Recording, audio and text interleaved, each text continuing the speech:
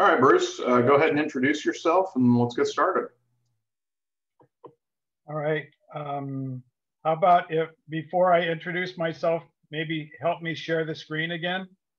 I think it's still off. Go ahead and you should be able to share right now. Okay, now it works. Let me get the presentation up first and then I'll say a few words of introduction. That should work. So I want to just say thanks to Eric and OPSIG for letting me do this, but I wanted to just say why I'm part of the OPSIG and what I get out of this. You know, there's this big, huge community of model railroaders, but there's a small group of us that like to operate. And so I've gotten involved with them both locally and regionally and nationally, even internationally. I've got friends in Australia and England and Germany that I know. Some of them I've even stayed at their homes. Oh, I should mention Canada too, because we visited Cal Sexsmith, who's presented on this group a couple of years ago. So I've seen his layout in its early state. Lee was on last time, Lee Nicholas, and Lee actually opened up his layout to my family and I one time. We were just passing through and I asked Lee if we could stop by, and we did. And Lee actually broke a rule of his. He doesn't operate between sessions, but he let my 12-year-old son run engines on his layout. This is just such an amazing group. The camaraderie is wonderful.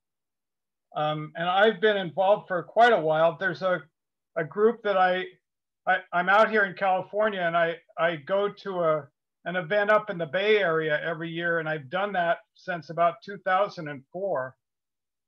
The event is happening this year. It's going to be virtual, and I did put a link on the chat. It's sponsored by the OPSIG and the LDSIG and the Pacific Coast region of NMRA. And we're going to have presentations and a challenge, some layout visits, and actually some layout operations. One of our layouts is doing virtual operations, and so they've said we can have 4 or 5 people operate the layout. So that's basically where I'm coming from. It's just, like I said, just a really friendly group. I did mention I'm in California. I'm way out here in Santa Barbara on the left coast. I'm a Californian by birth, lived here all my life, and I'm modeling the Southern Pacific around the area where I live near Santa Barbara. That's my blog. I don't have it up to date. Someday I might catch up, but not right now. But you can still go and look and see the construction of the layout and several of the ideas that I have. Basically, the layout is along the coast of California. This blue section is my lower level. This green section is in the helix. Then the dashed part, this part is actually on the upper level. And in my dreams, I'm going to have this yellow part someday, but not now. Right now, the layout looks kind of like this. It's loosely based on a concept that Byron Henderson published in the 2004 Model Railroad Planning. It's called an X-Factor layout. So you've got an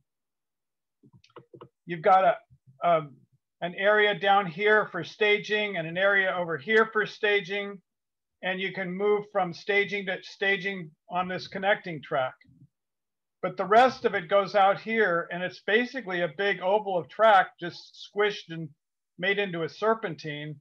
This little blue line down the middle here is actually my view block. You can't see from this track to this track. And I was published back in the Layout Design Journal back in 2004 or something, volume 50 or issue 50. And it also talks about the wall, which is only 1/8 of an inch thick and is the supporting structure for the layout. There's really only one yard. It's Santa Barbara. There's a couple of towns in Carpinteria and Goleta, and that's basically it for the layout.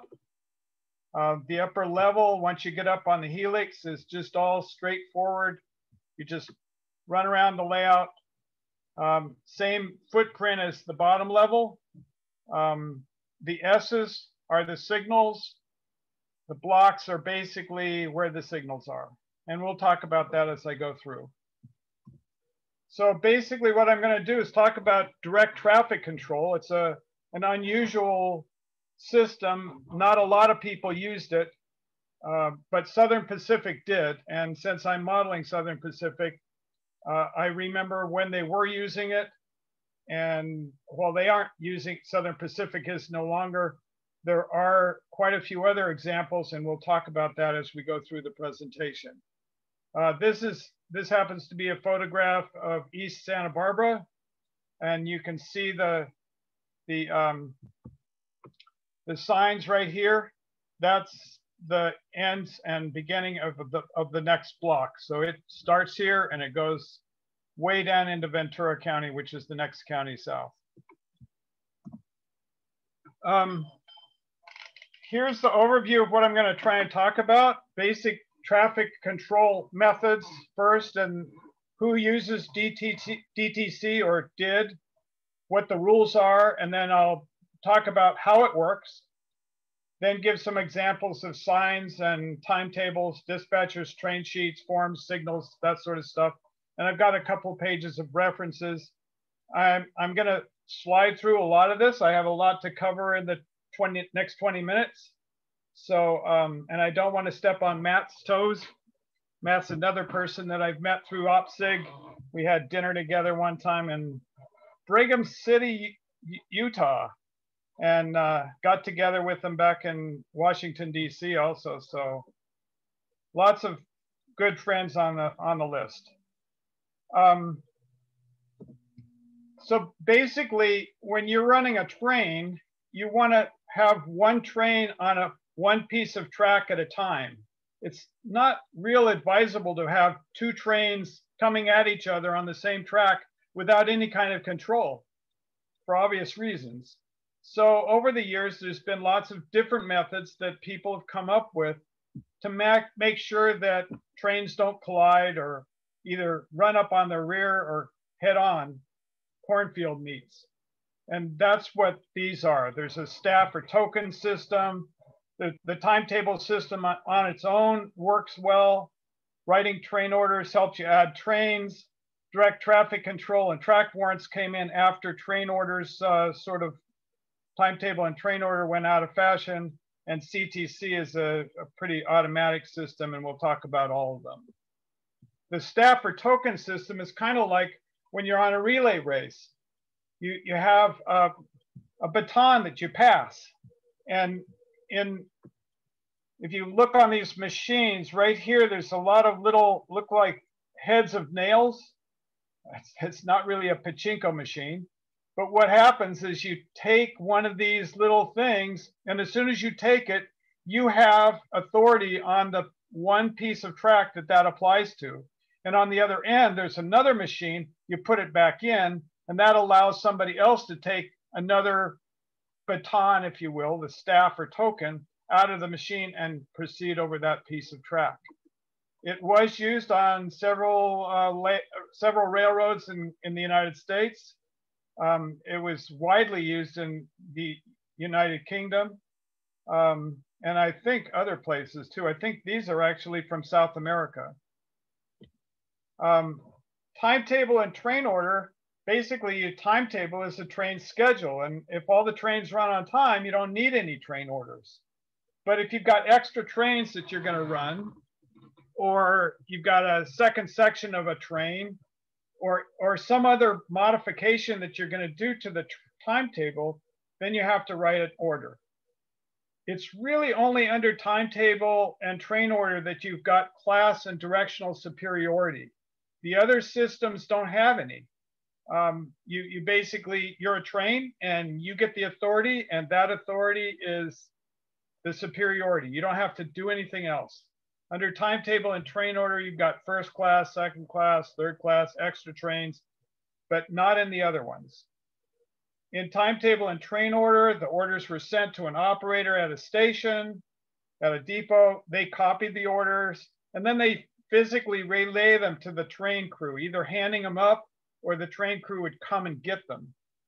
I put in Charles Minott's name. He worked for the Erie and was on a train. Theoretically, it was the first use of train orders. He was impatiently stopped at a station. He had the operator telegraph to the next one down and say, "Hey, has that train gotten there yet?" And it hadn't.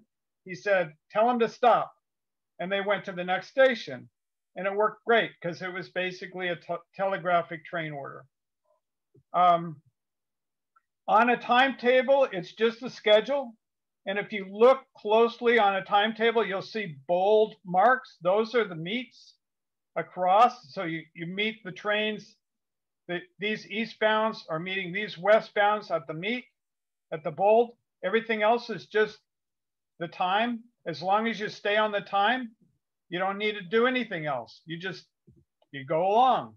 But if something happens and you need to move differently, this happens to be a second section, and they've basically written a timetable here by telling them when they can move from one station to the next. The train orders are issued and given by clearance, and the clearance is written out. Direct traffic control came into being after you were able to talk directly to the dispatcher. The radios got to be good enough so that you could talk from the crew. The conductor could talk directly to the dispatcher. You copy the times on a block form. You acknowledge your authority by repeating it back, and then you release behind yourself. There are specific limits on the blocks. In track warrant, it's basically the same. The form's a little different. You repeat it back to the dispatcher, and the authority is voided when you get a new track warrant. There are no prescribed blocks on track warrant. So when you look at a track warrant form, you see that it just says proceed from, and there's a blank to, and you can put a milepost in here. You can put a station in here. You can put the car wash in here and the bakery, anything that the train crew knows where and from one place to the other. If the train crews know those spots, you can put those in the blanks. So that's different from track warrant control where they have prescribed blocks, and we'll show you that a little later. So this is a current BNSF track warrant. It's basically the same thing. You notice that on all these, the first thing says track warrant number such and such is void. That's common language. You write in the last track warrant, and as soon as you issue this and it's okay down at the bottom, then that last track warrant you got is gone. So that's how you release behind you. Centralized traffic control, the dispatcher has complete control over it. The crews don't have to think at all. All they do is look at the red or green signal on the signal head, and you're done.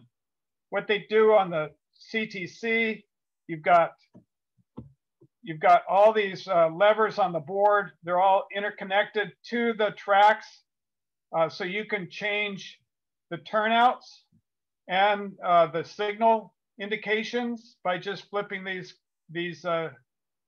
levers. There is a train sheet here that can be kept. It usually is. This happens to be a model train CTC board at Gary Siegel's LNN layout in Montecito, which I manage. We did a video on CTC operation. If you want to go there, you can watch the whole board in operation, and we explain how it works. Again, there's no class or superiority to centralized traffic control. The dispatcher can run a lowly cold drag over a passenger train if he wants to. And the first ones were in Ohio under the New York Central. So the people that use DTC, Southern Pacific did it pretty much system-wide. There were some sections of the Chicago Northwestern and Kansas City Southern, Alton and Southern. Several of these you can see are all Harriman lines. There was some Mexican use of it. The Alaska Railroad used it, and I'll show you some pictures later. CSX took over the old Georgia Railroad, and they were using it. So east of Atlanta out to Augusta. And I understand that on the CSX, the Toledo sub also was using it. And in Australia, the Queensland Rail was using it. I'm not sure they still are. Basically, the rules are covered in the rule books. This is just a list of rule books, and I went through the Canadian Rail operating rules. I thought there was something there, but there isn't. Everything else, basically in the G-Corps and the General Code of Operating Rules, it was covered. It's still there, and that's what I'm going to talk about a little bit. And then in Southern Pacific's rule book, it was covered there too. These are the G-Corps rules, and I have given a full presentation to Eric. He'll post it afterwards. It's got all the rules, and you can read through them. Basically, all you do is there's a rule that says you get authority to get in. What you get, it tells you what your authority is. You move in a certain direction. If you leave the main track, you've got to either flag it or release it. If you need a change in authority, you've got to get new authority from the dispatcher. If communications fail altogether, there are provisions so you can go through a third party. Work and time is a special case, and we'll talk about that too. So the blocks are, each of the sections of track are broken into blocks. So this is a schematic of my railroad, and you can see the block titles underneath. Down in the form itself, you've got the times that authority is given and when it's released. If it's track and time, then you put a time down at the bottom. If you go into a siding, that'll be marked, and I'll show you how that works. So basically, when you get authority, you're given authority to a certain distance. So in this case, this is the form for the Oakland to West Colton Manifest. This is SP 8283. He's coming in from the west. He has authority into the Waldorf block down here. So he's come and he stopped short of the next block. You cannot enter a block until you have authority. Once you're on the phone with the dispatcher, I'm sorry, not the phone, the radio. You talk to the dispatcher and they'll give you the authority. So basically it kind of goes like this. The dispatcher would say something like, SP 8283, Engineer Morden, you're authorized to proceed eastbound in 5 blocks, Devon through Gaviota. And then you repeat it back. The dispatcher says, that's correct, and you've got your authority. You write it on the form so you know when you get the authority. So he's all written this in at 7:05. Now he proceeds eastbound. Notice he's still partly in the Waldorf block here. You can't release until you get all the way clear out of the block. Once he's out of the block, he'll call the dispatcher and he'll release behind and write it on his form. And the release is pretty similar too. You just say, Engineer Morden, I'm releasing 1 block, Waldorf. The dispatcher will repeat it. And then you say, that's correct, and you're done. It's pretty simple. So as you proceed, you might run into another train. Well, this is a local coming out of the Santa Barbara yard. So he's set up to go. He calls in, gets permission to move out from, so he's got out of the yard into the Pacific block and into the Santa Barbara block. In this case, he's told to take the siding at Goleta. So he marks the form here and moves into the Goleta block. Pretty simple. When he gets into the siding completely, then he releases behind just like the other situation. Once you're clear, then all the blocks are open again and can be given away. Here's that manifest train coming south. He had authority down to Gaviota. So now he releases behind, but he's still in the Gaviota block. So he still has the time in Gaviota, but he's cleared all the others behind him. Then he gets authority to move farther eastward. He marks it down on his form, then releases behind once he's clear. In this case, the local is going to work here at La Patera. He's going to need both Goleta and Gaviota, be able to move backwards and forwards. So he gets work and time authority.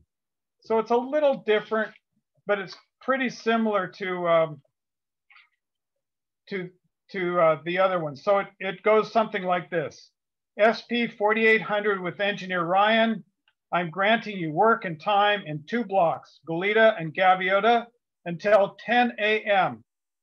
The crew repeats it back. The dispatcher says SP 4800. That is correct. If you notice on the form, the time is written in here. So it's good until 10 o'clock. He should have written it in here when he's authorized the 2 blocks. He didn't. His mistake. This form doesn't go to anybody. Once they get done with it, I think they throw it away. Although I do have some examples of it. So basically that's it. Let me show you some pictures. These are the signs that designate the ends and beginnings of blocks. These are down somewhere down south, the CSX blocks. These are in California and Kansas, but they're both SP or UP blocks. But they all say basically the same, end one block, beginning of the other. These ones are up in Oregon. This is on the Northwestern Pacific, which was a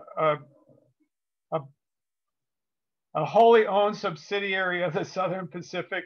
It started out as a joint line with Santa Fe, but Santa Fe pulled out and Southern Pacific handled the whole thing. This is up at the Alaska Railroad. Some of these are really short. This block apparently just handles this little siding. And this one's on the line between Anchorage and Whittier, I think. But this is appropriate for up there. It begins the rain block. This is it. So they all have the same kind of signs, more California signs. So what I've done is I've modeled that. So I put the signs on a little post, just like the real thing, but I also mark it on the fascia so you can see it better. So that's how I do it. The signals are automatic block signals, ABS, and I'm not really going to talk about the signals much. Microscale actually has a part for the DTC signs. These are mostly Southern Pacific signs. This is what the common standard looks like. It tells you how big the signs have to be, how tall the posts have to be, everything else you need to know. On the timetables, they designate the limits of the blocks. So here are the blocks on the coastline. So you see the block names and the beginning or the east side and the west side of the block. And you just move from block to block. But they have to be, those are specifically designated in the timetable. This is a dispatcher's train sheet. It's pretty large. You can see this is a yardstick down here at the bottom. This happens to be this section that I model. You can see some of the stations here, and the trains are written across the top with the conductor and when they went on duty and so forth and so on. It's just like a regular timetable and train order, train sheet. But all I have to do is mark in when the authority was given for each particular block. And the blocks are marked here, so then you just mark it in. Remember, you can't really have more than one train in a block at a time, so that makes it real easy for the dispatcher to see that. The crew forms, this one is actually Bill Decker's form. So this is up in Oregon. He uses it on his SP in the Cascades line. It's really a pretty similar form. This is the form that I use. These are some forms, actual forms from the SP that I managed to find online.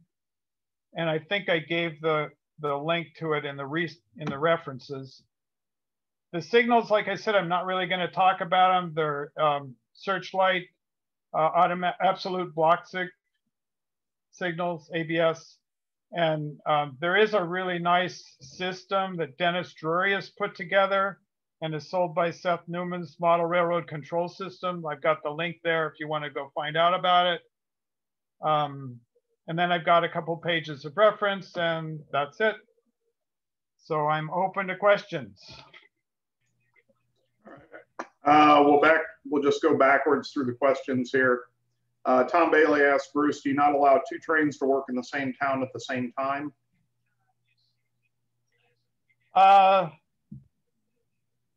If they're clear of the block, there's not really such a thing as train, what do I want to say? Rule 93, yard limits. That doesn't apply in DTC territory. You've either got a block or you don't have a block. It's not DTC and you got yard limits. Okay. So if you have yard limits, then you're not going to have DTC. The trains would have to come to the beginning of the yard limits, and then it's all the same Rule 93. So you have to be running at restricted speed, watching out for other trains. Okay. Otherwise, you can do with an ABS system, you can come in behind a train as long as the dispatcher knows the train is far enough ahead. If you're doing work in time, you've got the blocks and nobody else can come in until you release them. If you can work in a town without being on the main, then you can release your DTC authority and work fine. Okay. One note on your signs there, having operated on Bob Rodriguez's layout, where you have sort of your train cam view, those sorts of signs would be absolutely ideal to be able to read as your train is driving by. You'd know exactly where you were on the layout at all times. So that's something you have to really take into account if you're trying to do remote sessions. Yeah, I've been talking with Bob and with Dave Aviles and some of the other guys. I'm starting to look at remote operations, but I'm not there yet. Yeah, but like I said, I think those signs would be really helpful.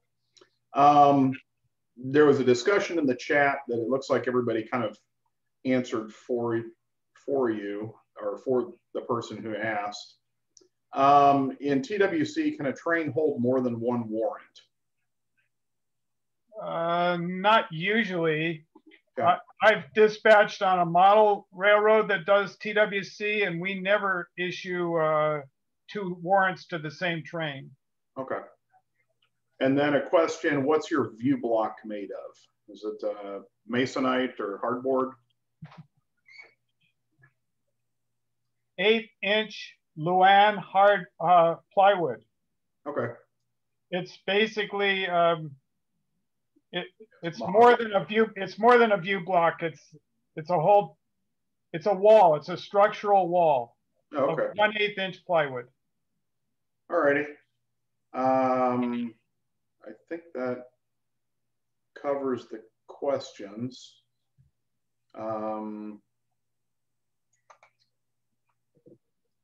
Okay. Well, Bruce, thanks for presenting. I appreciate it. Next to present is Matt Thompson. I'm going to get him unmuted here. Oops. Matt, can you hear me? I hear you fine. All right. You're up. Go ahead. And just introduce yourself too for people who don't know you. Okay. My name is Matt Thompson. My railroad is the Oregon Coast Railroad, which is loosely based on the Spokane, Portland, and Seattle Railroad. And I model Oregon because that's where I grew up, but I actually live here in Virginia. So I'm going to tell you how we operate the Swift meatpacking plant on my Oregon Coast Railroad. This all got started about the year 2000 or so, when I was operating on Paul Dolkus's old Boston and Maine, the job everybody wanted was to work White Mountain paper. I was very new to operations, never had the seniority, but I always kind of leaned over my shoulder and watched them. And it just seemed so intriguing to be working inside an industrial plant instead of operating from town to town to town. So once I read the article in Model Railroad, I decided that's something I wanted on my layout, and I was just about ready to start a new layout. So the timing was good. Then Doug Harding came out with his two-part article on meat plants. Well, my Oregon Coast Railroad starts in Northwest Portland, and there was a Swift plant in North Portland, so I found my industry. Here's the plant that Doug talked about, Decker plant in Mason City, Iowa, and you can see it's a big industry. Lots of buildings, lots of tracks, lots of cars, even more cars you might realize because there's some covered facilities here. Just a big, big industry. And one of the things I found as I looked around is meatpacking plants in the steam era and the transition era weren't just in the Midwest or the far West, they were around the nation. Swift had 50 plants. One of the other things about meatpacking is there's just so many unique things that make it interesting. One of them is the cars. So I'm in 1957 in the transition era, but most reefers were not the old boxcar red we're so used to. And also companies painted and repainted their reefers, but didn't often go back and paint everything else. So you have a great variety of cars. And I have Intermountain, Red Caboose, Atlas, and Rapido cars. The one problem is manufacturers release these and they get sold, and then it's hard to find them. So I bought some extra Rapido kits and tissue decals and rolled my own. So I have about 25 Swift cars on the railroad. One of the things about a meatpacking plant is a tremendous number of products and things that go in and come out. Some things come out as finished products, some things come out as byproducts, and they get shipped off to other places to be turned into finished products. What it means to us as operators is there's a great amount of traffic in and out of these plants, and there are many different kinds of cars. So here's what I built. Swift is the biggest industry on my basement size layout, but it would be just fine as a switching layout all by itself. One of the things I don't tend to play as much as I probably should is Portland Union stockyards were located beside Swift, but it's a whole different industry. When I do an operating session, 3 hours, there are normally 40 or 50 cars that come in and go out of Swift. Another thing that makes a meatpacking plant unique is many cars get moved multiple times inside the plant. And I will show you a little bit of that a little bit further on. My layout was in Great Model Railroads in 2014. And this is a Paul Dolkus photo. This is, I call it my third version because it took me a couple tries with track to really get the busy industry that I wanted, someplace that kept 2 operators busy for 3 hours. But this is a version that really worked. One of the things I like about it is a big industry. Matter of fact, if you don't stop and count, you don't even realize how many cars are there. The right answer right now is 8. Then a couple of years ago, I was in Kansas City on Chuck Hitchcock's old Argentine industrial layout. And when I was there, I got the idea, or I didn't get the idea, I stole from Chuck the idea to add an inspection track and also a bone meal platform. I also added the ice plant. It used to be around the corner, and I just happened to look one day and realized, geez, it fit right inside Swift. So I just picked it up and moved it. And the last thing I added was, I call it an interchange track or a working track. So this is Swift as it looks today.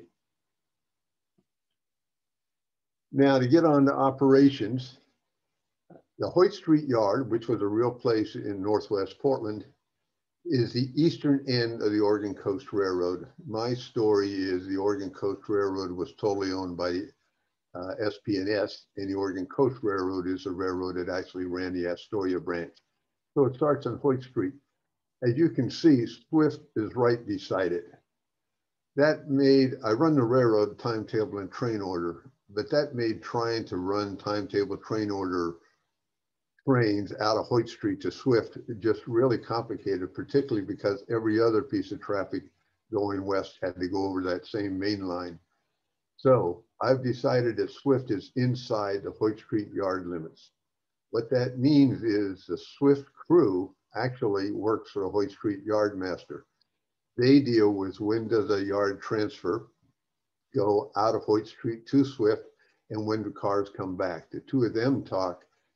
Dispatcher is not concerned with Swift operations at all. Here's the same story in a picture form. You can see Hoyt Street Yard way over there. And you can see where the main line is on the other side of that fence where all the reefers are sitting on the interchange track. The red circle is the turnout that allows trains to come in. That's the railroad entrance into Swift. One other thing that makes Swift work, I think it works, is I have 4-foot aisles. So the two people who operate Swift and stand over there where the phone is, they can stand and do their work. Other people who have trains going by can just walk behind them. They don't interfere with each other. So working Swift. As on the prototype, I have a terminal railroad, Portland Terminal District Railroad, and that's the only railroad that operates inside the Swift plant. As I said, Swift is inside the Hoyt Street yard limits, so the switch crew work for the Hoyt Street yard master. The process starts in the very beginning of the trick when a switcher leaves Hoyt Street with a yard transfer of 8 to 12 cars or whatever happens to be on it that day. Once they get to Swift, that's where the crew works the rest of the operating session until the very end. I now use switch lifts to move those cars to Swift and also to return them to Hoyt Street because no cars go anywhere out of Swift except back to Hoyt Street. One exception I'll show you later. So switch lifts have proven to be a better way to do this. I did use car cards, and you might see some in some of the later pictures. The problem is crews got really confused with cars that had multiple movements inside the plant. Okay, so here's the process starting. This is the yard transfer leaving the Hoyt Street yard. One of the things I've mentioned already is many different kinds of cars. I think there are 8 cars in this train and there are 5 or 6 different kinds of cars. This makes it interesting. You might also notice the front 2 stock cars are modified Mather cars, and I made them into 50-foot models based on an article in the January 1998 Model Railroader. And also in a special instructions for the Oregon Coast Railroad, stock cars are always placed immediately behind the engine. The idea is that when slack is pulled up, animals are less likely to fall and get injured, and injured animals are not acceptable to packing plants. Okay, now we've come around on the main line and you can see the yard transfer backing into Swift. But as Lance Midheim taught us a while ago, trains just don't back into industries and go about doing whatever they please. The industry is a customer and the railroad needs to treat the customer the way the customer wants to be treated. So the yard transfer gets to Swift, the conductor goes up to the shed and talks to Mac, the company rep, and they agree on what's going to be done that day, and they might talk about what order it's going to be in. There's a catch. If Mac isn't there, and we've done 60 or 70 op sessions with Swift, and Mac has never been there. So if Mac's not there, he just leaves a note in the mailbox. That note has a diagram of the plant, including the spots. It also has two reminders to the crews, because the crews are model railroaders and sometimes they need to be reminded how to do things. One of them is the clean out track and the icing track both can only hold 4 cars. You can't put 5 cars on the clean out track. I shouldn't say clean out, it's an inspection track. Can't put 5 cars in the inspection track. You can't put 5 cars in the icing track. You got to make 2 moves. The other thing is a reminder that stock cars need to be lined up with the ramps that go into the pins. And that may require some fiddling around car by car by car. And the reason is I have 36-foot, 40-foot, and 50-foot stock cars. Okay, a little bit more on just the amazing variety of cars that go in and go out and what they might or might not carry. No car goes in and comes out loaded. There are all sorts of rules about freight forwarding and cleaning out cars and that sort of thing. But it could be a reefer shows up with hanging meat. And the reason is not all plants did everything. And also sometimes at certain times of the year, there was a bigger demand. Like Portland didn't do much in the way of hogs. And in my case, they don't do any. But around Easter, there might be extra shipments from the Midwest. So there's just a whole lot of different movement there. You see what, 1, 2, 3, 4 different kinds of cars just in this picture. The empty gondola and the empty platform are really where bone meal comes out and gets loaded in. Also, the boxcar you see in the far side, it's a hide car. It's properly decaled. And most of you are probably aware, once hides are put in the car is contaminated. It just can't be cleaned out. And it's not too hard to imagine what it must smell like. So hide cars were always cars just approaching the end of their service life. One more picture. Lots of tank cars. Tank cars brought a lot of things in, heating oil, maybe plant oil, solvents, all of those sort of things. And they also took out all sorts of byproducts. And there are a lot of byproducts from packing plants you probably really don't want to know more about than you really don't want to model. You also can see here my inspection tracks. I call them inspection tracks because in my mind, this is not the clean out location. This is just where Department of Agriculture inspectors look at cars and say they're acceptable for food products to be loaded. And there are a couple of reasons for doing that. The biggest one is time.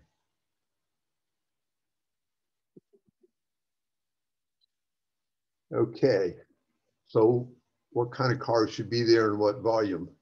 Well, the rough metric is 2.5 stock cars equal 1 reefer of meat.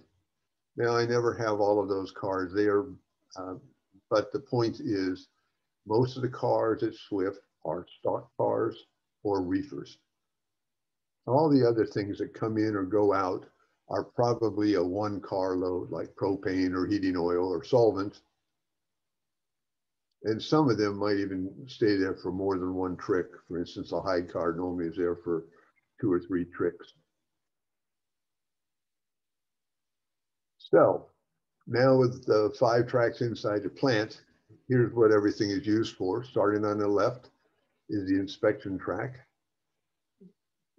For track number 4, I think of it as unloading, like boxing material or heating solvents, that sort of thing. But there's no reason why an empty car couldn't go in and be loaded with products also. I just don't do it that way. Track number 3, which is beside the plant, right in the middle there, the part closer to us, track number 4, you can't see it in this picture, but closer to us also is Portland Union Stockyard. So there are a bunch of stock pens on track 4 closer to us. Track 3, you'll notice in the back, that's where the cars get loaded, mainly reefers get loaded out of Swift, but closer to us are some additional stock pens. I happen to build all of those for 50-foot cars, and I tell operators that, and sometimes they catch on and sometimes they just can't figure out why nothing lines up. And then track 1 is the icing and cooling. And the interchange track, I call it an interchange track, the working track. There also used to be an interchange track, or the prototype had an interchange track for the SP&S and also for the Union Pacific. I don't have room, although I've looked at that hillside more than once and thought about chopping out a little bit of it. We'll see. I said that reefers have multiple moves inside the plant. I've reduced it to 3. The first thing that happens is a reefer comes in and it goes the inspection track. Once it's passed the inspection, and so far every car has, it goes over to step 2, it goes the icing and cooling.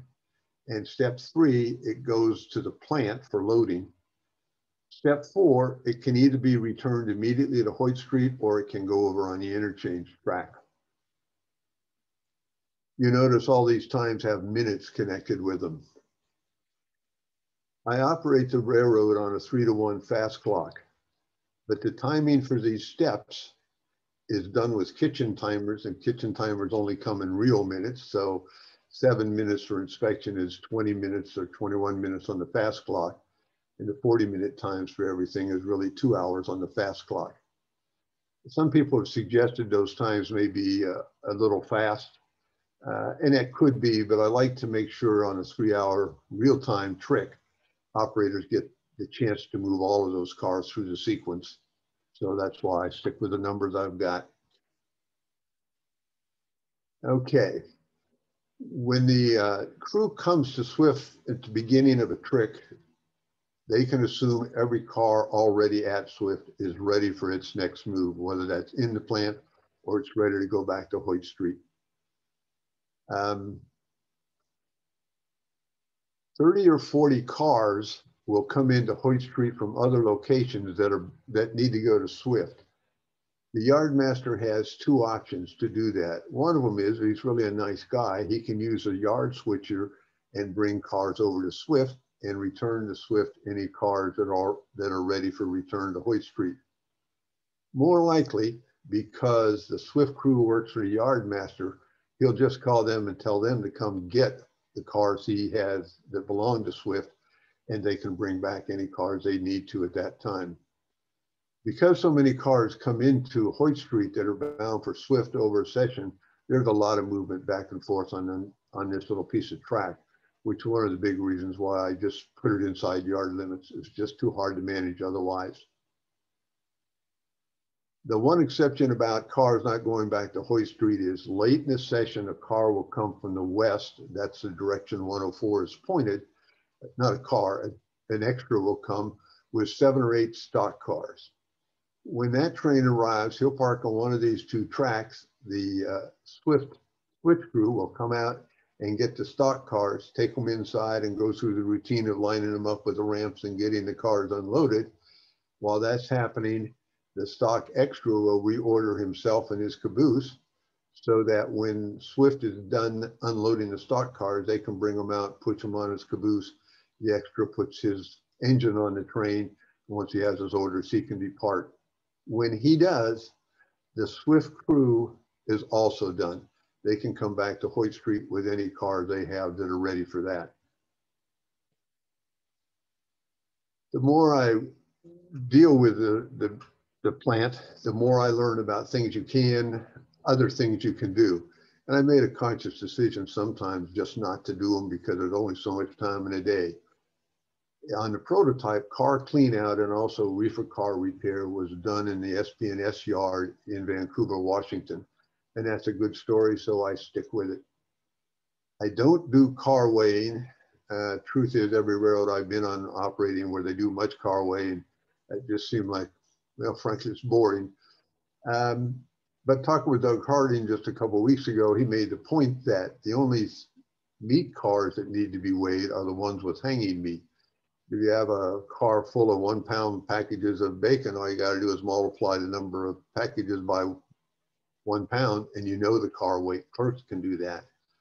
So based on that comment, I think I actually will put a scale in. It will be over in Hoyt Street Yard, and I'll only do 2 or 3 cars in a session, just enough to go through the process.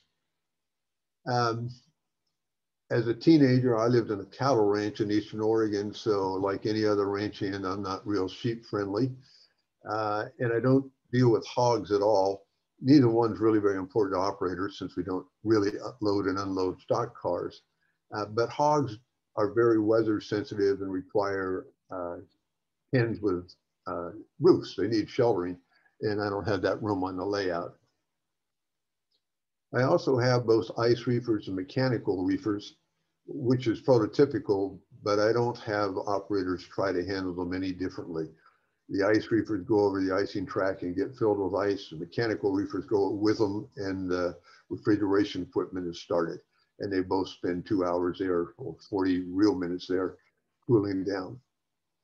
Another thing I've mentioned a little bit, the Portland Union stockyards are their own business. And in fact, stock could be brought into the stockyards, sold to another buyer, and then moved out by rail to whatever location that buyer wants them to go.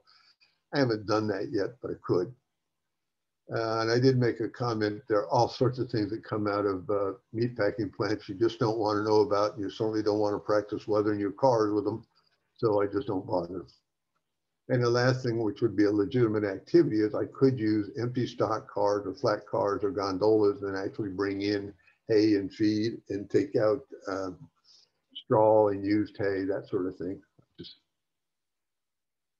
Okay, so what do I think I might do in the future? Well, I'm actually pretty happy with the way the thing works right now. Crews seem to be busy for about 3 hours. And I try to make it a doable pace. It's not supposed to be they already had a job. It's just supposed to be enjoyable. But I have thought about increasing the stockyard traffic like the Holsteins you see there. And I thought about adding at least one interchange track. That means I could have trains departing Hoyt Street, pick up a couple of reefers en route. And I'm thinking about adding the scale track. Okay, I'm getting towards the end here. Best place for information is the Railway Bull Shippers Group. Doug Harding, he is the guru of packing plant operations. He chimes in quite often, and he's also put a lot of files there. So if you have any questions or you're looking at modeling something like this, Doug is the guy. And Doug's two-part article on Model Railroad Craftsman was excellent. Jeff Wilson did his typical good job with livestock and meatpacking book from Kalmbach. And I like Steve Sandifer's new book. It came out too late for me to use much. And it's really much more dedicated to the movement of stock as opposed to meatpacking plants, but it's a good book. So I think that's everything I wanted to tell you. I'm at ocrr@comcast.net. You're welcome to send me a message. I think that's it. Thanks so much. I threw a link to the chat or to the group out in the chat. It's another groups.io site. I can just ask some of the questions that were put in the chat. When did most railroads start using mechanical reefers instead of the iced ones? 60s, 70s? I don't have a real good answer for that, but both were common in 57. So I'm going to make the assumption that it was after World War II. And this kind of traffic pretty much died out in the 60s. There's some still, but not much. All right, looks like first mechanical reefers were 58 or so. Okay.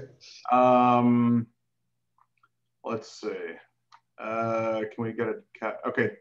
The Swift plant, it looks like the tracks, he actually had a slide with that. So that had, showing track 1, track all the way through track 5.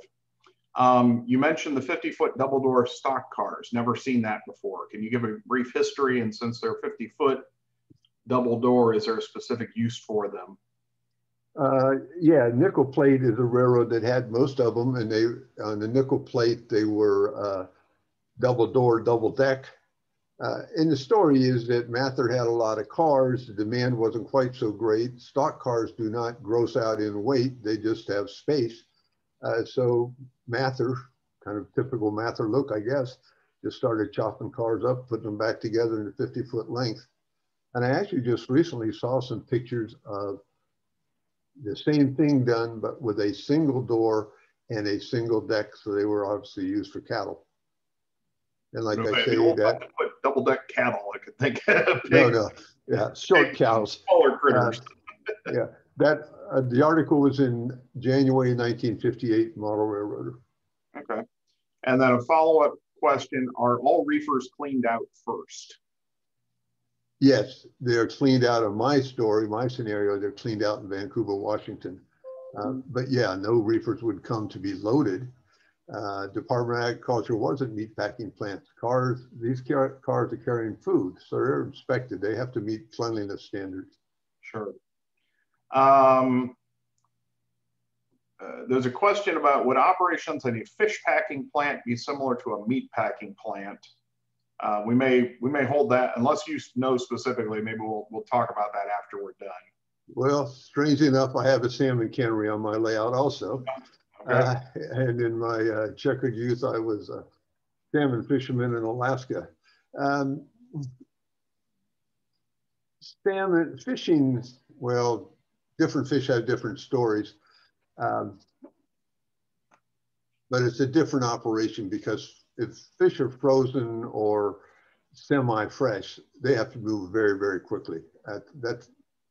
It's not like freezing beef, and that's like canning hams. It's a whole different operation, nor are there very many cars involved. Salmon season is 6 months, or excuse me, 6 weeks if everybody's lucky. Sure, sure. Okay. Rick Stern asks, doesn't the 50-foot car create a problem spotting at ramps? Yep. Yep. So engineers have to make sure they line cars up with the ramps. Although I mentioned 3 of my pens are actually built for the 50 cars, and I tell operators that, and sometimes they remember and sometimes they don't. Got it. All right, last question on the this was near the beginning, on the Swift Reefer, I see the dark area in the lower left that would indicate an outside blower motor for the car. Is that modeled on your railroad? That's where the actual motor for the blower is attached to each car independently and reduces cost for the car, but seems to increase cost for actual operation. You exceeded my knowledge level. I don't know. Okay. All right. Let's say those are just some. All right. Well, I guess that's it. So Matt, thanks so much for presenting. We appreciate it. If you don't mind, can you send me your slide deck and I'll put them up on the OPSIG site for people to, if they wanted to see it in more detail? Sure. Okay. We'll put that up along with a link to the replay. So, all right. Like I said, we appreciate you presenting. And at this point, I'll open it up for people to ask questions of these topics or any topics. Otherwise, we had another full load today. No LCL videos today. We'll have the replay up later today. And like I said, if you've got a question, go ahead and unmute. I just have one follow-up question. What happens if a loaded stock car comes in and you haven't, and the operators don't place it at the unloading pen in time? Is there also a time out of the stock in the stock car? Well, I understand your question because there is a timeout how long stock can be left in a car.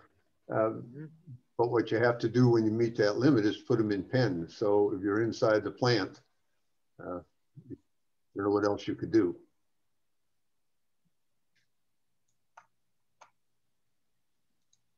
So you don't have a separate timer tracking that?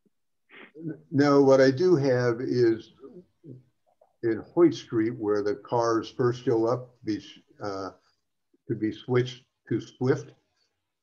There's actually a card in the slot that tells them it's a hot car, so they know they have to move it quickly.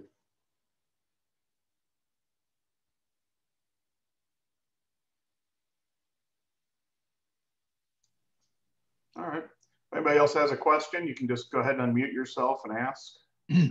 I'm just wondering, I noticed the kitchen timers on the fascia. That's a great idea. I was wondering how long you in actual minutes you use to say unload a cattle car? I tell them 7 minutes for a cattle car in actual minutes, which is 21 minutes fast time. Okay, great. Yeah, thanks. Yeah, I'm new to OpSig, and I was trying to sign up yesterday, but on the sign up form, it says valid through the end of 2020. But I was wondering, could I still use that form to sign up now? Yes, you can.